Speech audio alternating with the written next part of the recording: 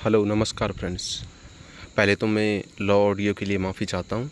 कुछ 2-4 दिन में मेरा नया वाला माइक आ जाएगा तो आपको बेहतर ऑडियो में क्लासें मिलेंगी। तो ये हमारी एम लक्ष्मीकांत सीरीज़ का नेक्स्ट पार्ट है, जिसके अंतर्गत हम ऐतिहासिक पृष्ठभूमि एवं संविधान का निर्माण पढ़ेंगे। पॉइंट टू पॉइंट पढ़ाई होगी, कोई फालतू बकवास नहीं होगी।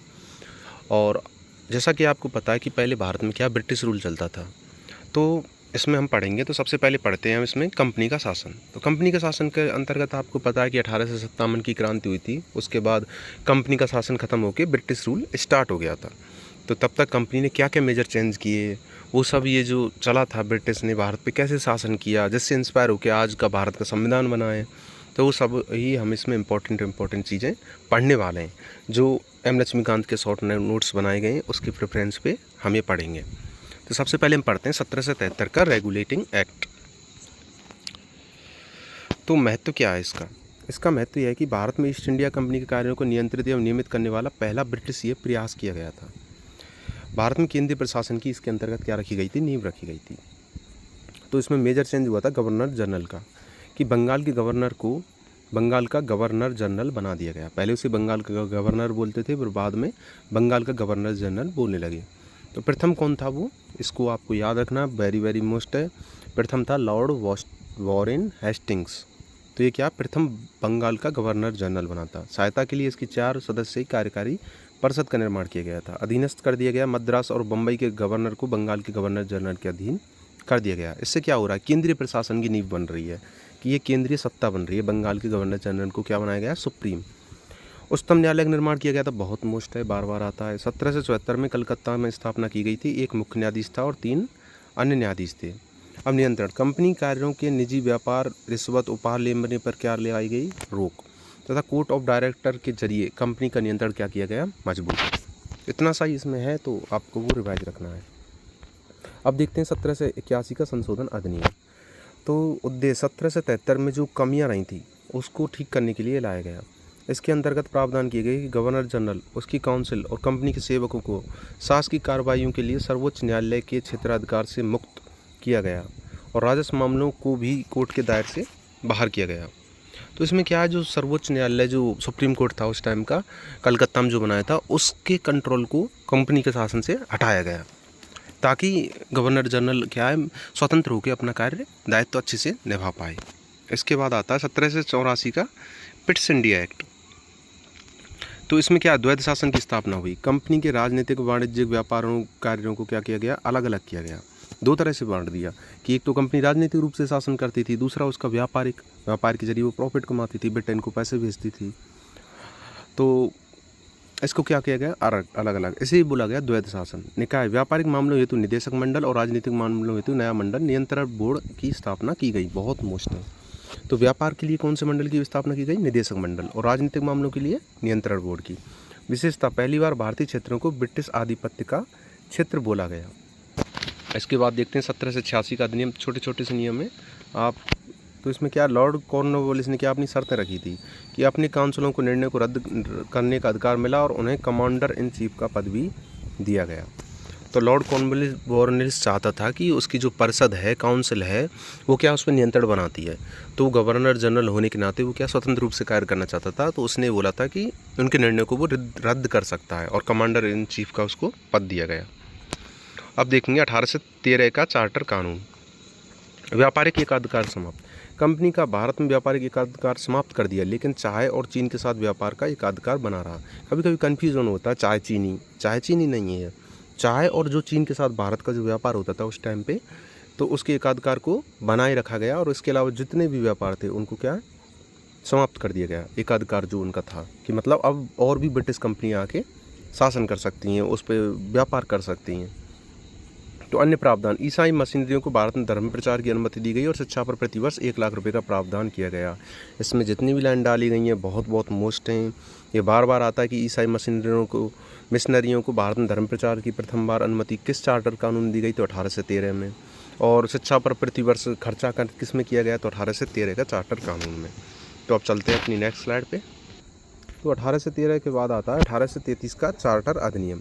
बाद में क्या है, 20-20 साल के अंतराल पे आने लग गए, और सभी चार्टर अधिनियम में एक बात थी कि कंपनी के व्यापार को 20 साल के लिए बढ़ाया जाता है, कंपनी के व्यापार को, वो सब में ही कॉमन है, तो ऐसे कुछ अलग से लिखने की ज़रूरत नहीं है, तो हर 20 साल पे आता था। तो अब देखिए भारत का गवर्नर जनरल, इसमें ये लाइन बहुत मोस्ट है कि बंगाल के गवर्नर जनरल को भारत का गवर्नर जनरल बनाया गया। तो याद रखना है प्रथम कौन था, तो प्रथम था Lord William Bentinck. Lord William Bentinck. पूर्ण एकाधिकार अंत, चाय व चीनी व्यापार समेत कंपनी के व्यापार एकाधिकार को पूर्णतः समाप्त किया गया। कंपनी विशुद्ध प्रशासनिक निकाय बनी। कानून का स्वरूप, इसके तहत बने कानूनों को नियम के बजाय अधिनियम कहा गया। तो इसमें जो मोस्ट क्या है, सबसे मोस्ट तो यह है कि पहले बंगाल के गवर्नर को गवर्नर जनरल बनाया गया। अब 1833 में क्या कर दिया गया, उसे भारत का गवर्नर बना दिया गया। तो अब वो क्या था, भारत का गवर्नर जनरल। और दूसरी मोस्ट बात यह है कि 1813 में किया गया था कि कंपनी के अधिकार को समाप्त किया गया था, लेकिन चाय प्लस चीन के साथ व्यापार को फिर भी उसी के अंडर में रखा था। अभी क्या पूरे तरह उसके एकाधिकार को समाप्त कर दिया कि दूसरी ब्रिटिश कंपनी आके किसी भी तरह का व्यापार भारत में कर सकती हैं। अब आता 1853 का चार्टर अधिनियम। तो इसमें क्या किया गया, शक्तियों का पृथक्करण किया गया। पहली बार गवर्नर जनरल की परिषद के विधायी और प्रशासनिक कार्यों को अलग किया गया। 6 नए विधान परिषद जोड़े गए। सिविल सेवकों की भर्ती हेतु खुली प्रतियोगिता प्रणाली का आरंभ किया गया। 1854 में लॉर्ड मैकाले समिति इसमें गठित की गई। तो इसमें इम्पोर्टेंट क्या है, इम्पोर्टेंट नहीं, वेरी इंपॉर्टेंट बोलूँगा मैं, कि बार बार ये क्वेश्चन आता है कि सिविल सेवकों की भर्ती हेतु खुली प्रतियोगिता कब से स्टार्ट हुई। तो वो 1853 का चार्टर अधिनियम आता है, इसे आप एकदम याद कर लीजिए। और फिर आता है दूसरा मोस्ट कि मैकाले समिति का गठन कब किया गया, तो 1854 में किया गया था, 1853 चार्टर अधिनियम के तहत। दोनों बहुत ही मोस्ट हैं। अब देखते हैं इसके बाद 1857 की क्रांति होती है, आपको पता है ब्रिटिश रूल शुरू हो जाता है, कंपनी का शासन का अंत हो जाता है। तो फिर ताज का शासन 1858 से लेकर ये 1947 तक चला था। तो इन्होंने 1858 में भारत शासन सरकार अधिनियम पारित किया था, जिसके तहत क्या क्या बोला गया वो आपको बताया जाता है। पृष्ठभूमि, 1857 के सिपाही विद्रोह के बाद पारित किया गया था। कंपनी का शासन अंत कर दिया गया और सत्ता किसके हाथ में चली गई, ब्रिटिश क्राउन के हाथ में। पदनाम परिवर्तन, भारत के गवर्नर जनरल को अब भारत का वायसराय कहा गया और प्रथम वायसराय कौन है, लॉर्ड कैनिंग। ये 3 नाम आ चुके हैं, आपको याद रखना है, हेस्टिंग्स, बेंटिक और कैनिंग। द्वैध शासन का अंत कर दिया गया कि बोर्ड ऑफ कंट्रोल और कोर्ट ऑफ डायरेक्टर्स को समाप्त कर दिया गया। भारत का सचिव नया पद गठित किया गया जो ब्रिटेन कैबिनेट का सदस्य था। इसकी सहायता हेतु 15 सदस्यीय भारत परिषद का गठन किया गया। तो ये भारत सचिव क्या था, भारत सचिव एक पद था जो पूरे भारत के बारे में ब्यौरा देता था कि ये चेंज करना है, वो चेंज करना। और ये भारत में नहीं रहता था, ये ब्रिटिश की असेंबली में ही बैठता था, जहाँ उनकी जो संसद होती है उसमें ही। तो ये एक ऐसा पद था, ब्रिटेन में रहते हुए इनको सैलरी जो मिलती भारत के वेतन से मिलती, पर रहता है ब्रिटेन में था और भारत के लिए बताता कि ये रूल करना है। तो एक तरह से भारत के साथ मतलब छोड़ो, वो हिस्ट्री का पार्ट है। अब देखते हैं 1861 का भारत परिषद अधिनियम। प्रतिनिधि संस्थाओं की शुरुआत, कानून बनाने की प्रक्रिया में भारतीयों को शामिल किया गया। 1862 में लॉर्ड कैनिंग ने 3 भारतीयों, बनारस के राजा, पटियाला के महाराजा और सर दिनकर राव को विधान परिषद में मनोनीत किया गया। तो 1861 में नई चीज़ क्या हुई कि भारतीयों को कानून बनाने में शामिल कर लिया गया, क्योंकि भारत सचिव ऐसा पद था ब्रिटेन में रह के, भाई वो जो भारत के बारे में कुछ जानता नहीं, वो बंदा कानून बना रहा है। तो इसके लिए विरोध हुआ, तो फिर क्या कुछ भारत के लोगों को भी शामिल कर लिया गया। 3 लोगों को किया गया सिर्फ। तो कौन कौन से थे वो, 1862 में किया था लॉर्ड कैनिंग ने। तो बनारस के राजा, पटियाला के महाराजा और सर दिनकर राव को विधान परिषद में मनोनीत किया गया। अब आता विकेंद्रीकरण, मद्रास और बम्बई प्रेसिडेंसियों को विधायी शक्तियाँ पुनः देकर विकेंद्रीकरण की क्या की गई, शुरुआत।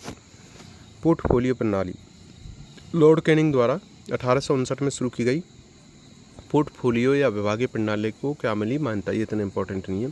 अध्यादेश, वायसराय को आपातकाल में बिना काउंसिल की सहमति के अध्यादेश जारी करने की शक्ति थी, अवधि 6 माह। वही है राष्ट्रपति वाली पावर दी थी, राष्ट्रपति यहाँ पर अध्यादेश जारी कर सकता है।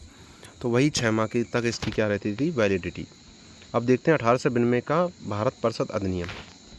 तो बजट पर बहस, विधान परिषद के कार्यों में वृद्धि, सदस्यों को बजट पर बहस करने, कार्यपालिका से प्रश्न पूछने का अधिकार मिला। गैर सरकारी सदस्यों के नामांकन हेतु सीमित और परोक्ष चुनाव प्रणाली की शुरुआत हुई। कुल मिलाकर बात है अब सुधार होने लगे। क्यों होने लगे, क्या ब्रिटिश के अंदर दया आ गई, नहीं, कि भारत में क्या आंदोलन तेज़ी से होने लगे। तो उस आंदोलन के प्रभाव को कम करने के लिए ब्रिटेन वालों ने सोच लिया अगर यहाँ पर थोड़े दिन और शासन चलाना है तो हमें कुछ रियायत देनी पड़ेंगी, तो इसलिए उनकी मजबूरी थी। अब देखते हैं 1909 का भारत परिषद अधिनियम। मार्ले मिंटो सुधार बहुत बेकार सुधार था, तो उसको हम पढ़ते हैं अभी। तो मार्ले कौन था, भारत सचिव, और मिंटो कौन था, वायसराय, एकदम बेकार आदमी थे। केंद्रीय विधान परिषद की संख्या 16 से बढ़कर 60 कर दी गई। देखो, फीलिंग की बात है। जब भी मैं इस स्वतंत्रता संग्राम या इन सुधारों को पढ़ता हूँ तो भाई एक भारतीय होने के नाते मुझे भी बुरा लगता है। तो मैं अपने इमोशन पे काबू करके टीचर के तौर पे ये भूमिका निभा पाता हूँ, पर सच में बुरा लगता है क्योंकि इन्होंने भारत की जो दुर्दशा की वो बहुत ही बेकार थी। पर जो हुआ सो हुआ, उसका कुछ हम कर नहीं सकते। तो देखिए, दो बेकार आदमी थे, मार्ले एंड मिंटो। उन्होंने क्या किया था, फूट डलवाई थी, वो देखेंगे हम आगे वो क्या हुआ था। मार्ले कौन था, भारत सचिव, और मिंटो था वायसराय। केंद्रीय विधान परिषद की संख्या 16 से बढ़ाकर 60 की गई और कार्यकारिणी में भारतीय वायसराय की कार्यपालक परिषद में शामिल होने वाले प्रथम भारतीय थे सत्येंद्र प्रसाद सिन्हा विधि सदस्य थे। और पृथक निर्वाचन, ये सबसे बेकार चीज़ की इन्होंने। पृथक निर्वाचन, मुस्लिम समुदाय के लिए पृथक निर्वाचन की व्यवस्था की। लॉर्ड मिंटो को सांप्रदायिक निर्वाचन का क्या कहा जाता है, जनक। इन्होंने क्या डाला कि भाई भारतीयों की जो ये आंदोलन चल रहे हैं, इनकी एकता को तोड़ना है, तो इनको क्या धर्म के आधार पे, जाति के आधार पे तरह तरह से बांट दो। तो मुस्लिम लोगों के लिए दिया इन्होंने पृथक निर्वाचन, और कुछ मुस्लिम थे जिनके पास बुद्धि की थोड़ी कमी थी तो उन्होंने भी इसे एक्सेप्ट किया। छोड़ो, बेकार है, इसमें क्या चर्चा बहुत लंबी हो सकती है, पर इसको हम जाने देते हैं और हम अपना पॉइंट ऑफ व्यू से पढ़ने का ट्राई करते हैं। तो 1909 में क्या होता है, मार्लो मिंटो सुधार। तो मार्लो मिंटो थे, दो व्यक्ति थे, मार्ले भारत सचिव था, मिंटो वायसराय था। इन्होंने क्या किया, इसमें एक ही चीज़ याद रखने वाली है कि पृथक निर्वाचन की शुरुआत की थी, मुस्लिम संप्रदाय के लिए पृथक निर्वाचन की व्यवस्था की, और लॉर्ड मिंटो को सांप्रदायिक निर्वाचन का क्या बोला जाता है, जनक बोला जाता है। नेक्स्ट स्लाइड पे बढ़ते हैं। अब देखते हैं 1909 का हम पढ़ चुके हैं, मार्लो मिंटो सुधार वाला। 1919 का भारत प्रशासन अधिनियम। तो भाई साहब ये ऐसे आदमी थे, मतलब कि अब धीरे धीरे करके क्या है, एक तरफ तो सुधार कर रहे हैं और दूसरी तरफ भारत की अंदर से फूट डालना, उसको कमज़ोर करना, एकता को कमज़ोर करना, दोनों कार्य एक साथ करेंगे। तो आप देखिए तो क्या होता है, प्रांतों में इन्होंने किया द्वैध शासन स्टार्ट। ये प्रांतीय विषयों को दो भागों में बांट दिया, हस्तांतरित और आरक्षित। हस्तांतरित में क्या होता था, गवर्नर प्लस मंत्री, और आरक्षित में गवर्नर प्लस कार्यकारी परिषद। द्विसदनीय व्यवस्था व प्रत्यक्ष निर्वाचन। केंद्र में पहली बार द्विसदनीय व्यवस्था चालू की गई, राज्य परिषद और विधानसभा। ये वही है कि बाद में राज्यसभा लोकसभा का रूप लेते हैं, संविधान यहीं से इंस्पायर होता है। तब प्रत्यक्ष निर्वाचन प्रणाली लागू की गई। फिर भी सभी के लिए नहीं था प्रत्यक्ष निर्वाचन प्रणाली, उसके लिए भी बहुत सारा इन्होंने कैटेगराइज किया था कि इतनी आय होनी चाहिए, इतना शिक्षित होना चाहिए, तमाम तरह की। लोक सेवा आयोग 1926 में केंद्रीय लोक सेवा आयोग का गठन किया गया था, ली आयोग की सिफारिश पर। ये वेरी वेरी इंपॉर्टेंट है कि लोक सेवा आयोग का गठन कब किया गया था, तो वो किया गया केंद्रीय लोक सेवा आयोग का गठन 1926 में। और किसकी सिफारिश पर, ली आयोग की सिफारिश पर। बजट, केंद्रीय बजट को प्रांतीय बजट से क्या किया गया, अलग किया गया। अब देखते हैं 1935 का भारत शासन अधिनियम। ये सबसे इम्पोर्टेंट है, इसकी तो हर एक लाइन आपको अच्छे से याद करनी है। स्वरूप, एक ये विस्तृत दस्तावेज था, इसमें क्या है 321 धाराएं थीं और 10 अनुसूचियाँ थीं। तो कुल मिला के जितना भी अब तक ब्रिटिश ने जो भी संवैधानिक विकास किया, ये उसका अल्टीमेट था, लास्ट था। तो उसमें उन्होंने उसी को संशोधन करके इतना बड़ा बना दिया और इसी से इंस्पायर होकर हमारा भारत संविधान बना है। तो इसमें कितनी थी, 321 धारा थी प्लस 10 अनुसूची थी। अखिल भारतीय संघ, प्रांत और रियासतों को मिलाकर संघ बनाने का प्रावधान था, जो कभी अस्तित्व में नहीं आया। और शक्तियों का विभाजन किया गया इसमें 3 सूची के आधार पे, संघ सूची, राज्य सूची और समवर्ती सूची, जो आज भी भारत के संविधान में विद्यमान है। तो संघ सूची में इन्होंने रखे थे 59 विषय, राज्य सूची में 54 विषय और समवर्ती सूची में 36 विषय। और अपशिष्ट शक्तियाँ वायसराय के पास। आज के टाइम पे अपशिष्ट शक्तियाँ किसके पास हैं, संघ सरकार, केंद्र सरकार के पास। प्रांतीय स्वायत्ता, प्रांतों में द्वैध शासन को इन्होंने समाप्त कर दिया और प्रांतीय स्वायत्ता लागू कर दी गई। अब 1919 में इन्होंने क्या किया था, प्रांतों में द्वैध शासन स्टार्ट किया था। अब 1935 में इन्होंने प्रांतों से द्वैध शासन ख़त्म करके वहाँ क्या स्वायत्ता प्रदान की और केंद्र में क्या कर दिया, द्वैध शासन लागू कर दिया गया। तो स्थापना देखिए 1935 में हुई थी, भारतीय रिजर्व बैंक की स्थापना मोस्ट है। और 1937 में संघीय न्यायालय की स्थापना हुई। तो ये क्वेश्चन आता है, भारतीय रिजर्व बैंक, वैसे इकोनॉमिक्स में आता है, भारतीय रिजर्व बैंक की स्थापना कब की गई, 1935 में। तो इसी शासन अधिनियम के तहत की गई थी। फिर आता है लास्ट, भारतीय स्वतंत्रता अधिनियम 1947। घोषणा 20 जनवरी 1947 को, ब्रिटिश पीएम क्लेमेंट एटली, ये एक अच्छा आदमी था, उदारवादी सरकार थी, भारत के प्रति थोड़ा ये संवेदनशील था। तो इसने क्या सोचा, भारत को मतलब आज़ादी दी जानी चाहिए। और इनकी मजबूरी भी रही, क्योंकि इस लेवल का आंदोलन हो रहा सब। अब तो मतलब जो सैनिक भी थे वो भी क्या आंदोलन का सपोर्ट कर रहे, गोली चलाने से मना कर दिया तो इनको लग गया। प्लस में इनके पास क्या है, इंटरनेशनल दबाव भी आने लगा। जैसे अमेरिका है, फ्रांस है, वो बड़े बड़े देश भी बोलने लगे कि स्वतंत्र करो, सबको स्वतंत्र करो, ये जो चल रहा है आपका औपनिवेशिक शासन ये नहीं चलेगा।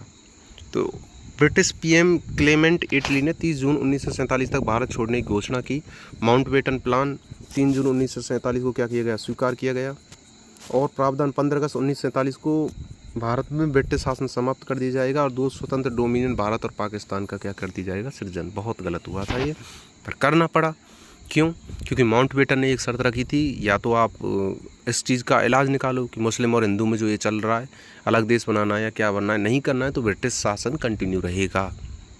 तो ऐसे सिचुएशन में जल्दी जल्दी निर्णय लेना था, तो भारत पाकिस्तान का निर्माण हुआ। वायसराय का पद समाप्त कर दिया गया, गवर्नर जनरल का पद सृजित किया गया।